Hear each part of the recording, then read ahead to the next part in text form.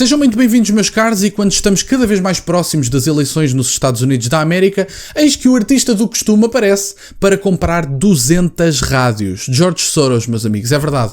O líder da censura mundial é o homem que neste momento está a comprar 200 rádios nos Estados Unidos, segundo me pareceu. Vamos então ver esta notícia para ficarmos mais esclarecidos por que raio é que ele está a fazer isto. Quer dizer, a razão nós todos compreendemos qual é que é, mas onde é que estão situadas estas 200 rádios que ele vai comprar? Vamos então ver esta notícia, onde é dito, onde vai comprar não, onde já comprou. Soros compra mais de 200 estações de rádio semanas antes das eleições nos Estados Unidos da América.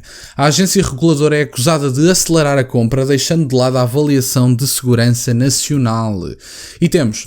O ativista bilionário George Soros teria sido aprovado para comprar a Audacy, acho que é assim que se pronuncia, a segunda maior rede de estações de rádio dos Estados Unidos, dona de 220 estações de rádio americanas em 40 mercados e alcançando 165 milhões de ouvintes mensalmente. A Comissão Federal de Comunicações, a agência dos Estados Unidos responsável pela regulamentação das comunicações via rádio, televisão, fio satélite e cabo, aprovou a compra na semana passada com os 3 democratas da Comissão superando os 2 republicanos, de acordo com o The New York Post. Portanto, meus caros, por que raio é que vocês acham que George Soros, antes das eleições dos Estados Unidos da América, estará interessado em comprar mais de 200 rádios? Bom, eu acho que há 2 razões muito simples. A primeira é que, eventualmente, ele prevê que Donald Trump vença as eleições. E eu também. Eu acredito que Donald Trump vai vencer as eleições, apesar dos apesares, como se costuma dizer. Eu acho que a Kamala Harris surpreendeu no debate. Ninguém estava à espera que ela tivesse alguma capacidade de debate, mas quer dizer, para ser melhor em debate do que o Joe Biden, também não é preciso dar um grande salto do ponto de vista da oratória. Agora, eu admito, sem dúvida nenhuma, que a Kamala Harris possa ter surpreendido no debate.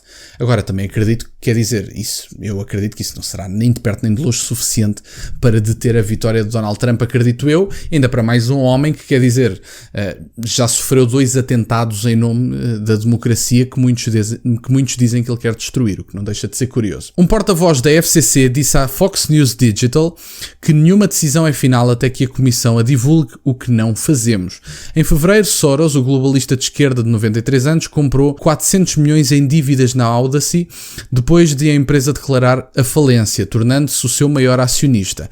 A empresa foi reestruturada desde então e atualmente é o lar de vozes conservadoras como Sean Hannity, Mark Levin e Glenn Beck. Uma fonte disse ao New York Post: a ideia de que George Soros está a comprar as centenas de estações de rádio locais antes de uma eleição nacional e continuará a transmitir Sean Hannity e outros apresentadores de rádio conservadores no Audacy não é credível. O congressista texano Chip Roy, um republicano, levou sérias preocupações sobre a compra de Audacy em abril, apontando que o grupo Soros tinha pedido à FCC para renunciar ao processo normal em que a agência analisa e avalia interesses de propriedade estrangeira, adiando-o até que algum momento no futuro se possa fazê-lo. Bom, eu acho que não há muita razão específica para que alguém, um ativista globalista de esquerda de 93 anos, eu nem sabia que o George Soros já tinha tanta idade, mas, quer dizer, eu acho que não deve passar na cabeça de ninguém que alguém que compra 200 estações de rádio não quer dominar a narrativa. Não é como se George Soros não tivesse a plena noção que, dominando a informação que é dada a determinado povo, esse povo começa-se a comportar da forma que ele quer. E não há nenhum líder mais influente, eu diria, não há nenhum ativista mais influente do que George Soros e, aliás, ele utiliza a sua influência de forma negativa. É um homem que controla completamente as narrativas, inclusive eu recomendo que façam uma leitura de um livro que ele tem, que é a Defesa da Democracia, se não estou em erro. Recomendo honestamente, porque eu acho que os nossos inimigos também têm que ser compreendidos para serem combatidos. É o que eu acredito.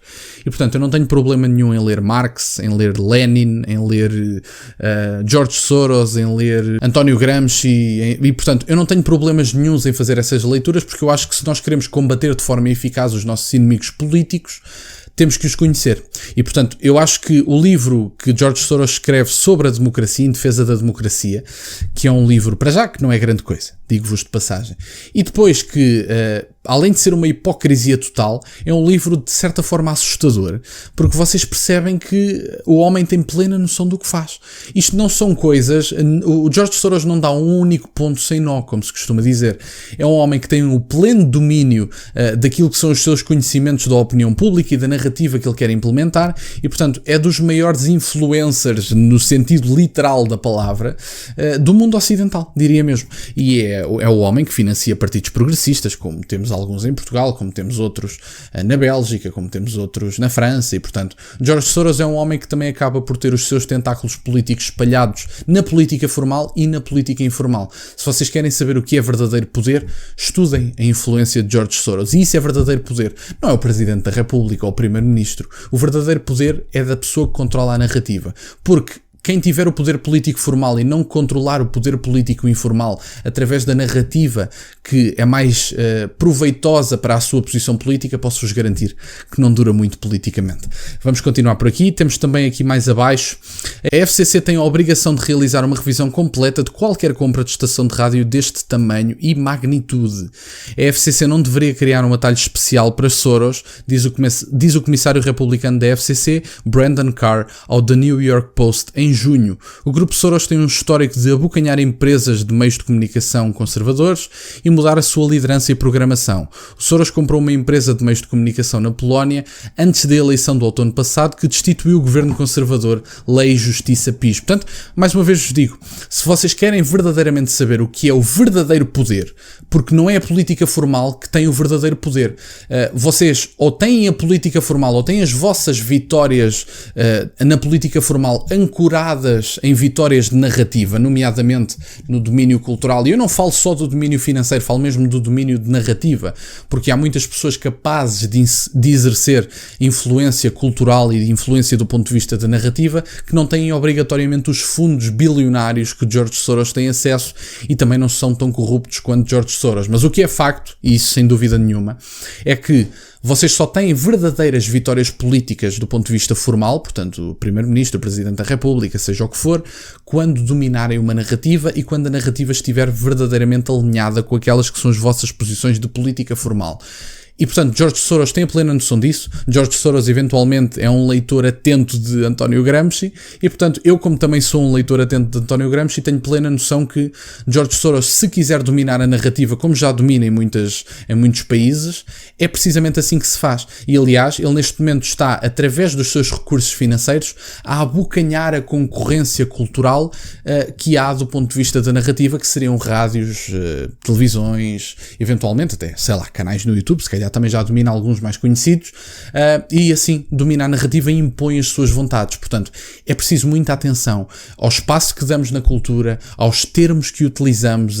As palavras são importantíssimas, a forma como é dito, o que é dito verdadeiramente é importantíssimo, e portanto que não se ceda 1 milímetro na narrativa, porque a narrativa, quando acumulada e ao longo do tempo, vai se traduzir em vitórias em política formal, e que ninguém tenha nunca dúvidas disso, porque mesmo as revoluções, mesmo os ideólogos revolucionários, aliás, Gramsci, antes de ser um homem mais moderado, antes de ir preso, era um marxista-leninista, e ele teve a plena noção que não é propriamente a revolução sangrenta, à semelhança do que se passou na Revolução Bolchevique, que traz verdadeiro poder. O verdadeiro poder é o domínio da narrativa, o domínio dos livros, das rádios, do que é escrito nos meios de comunicação tradicionais, etc, etc, etc. E, portanto, eu aconselho a leitura de António Gramsci, aconselho a leitura de Alain de Benoist, e, em certa medida, também aconselho a leitura de alguns discursos de Lenin para fazer a comparação daquilo que é o domínio cultural.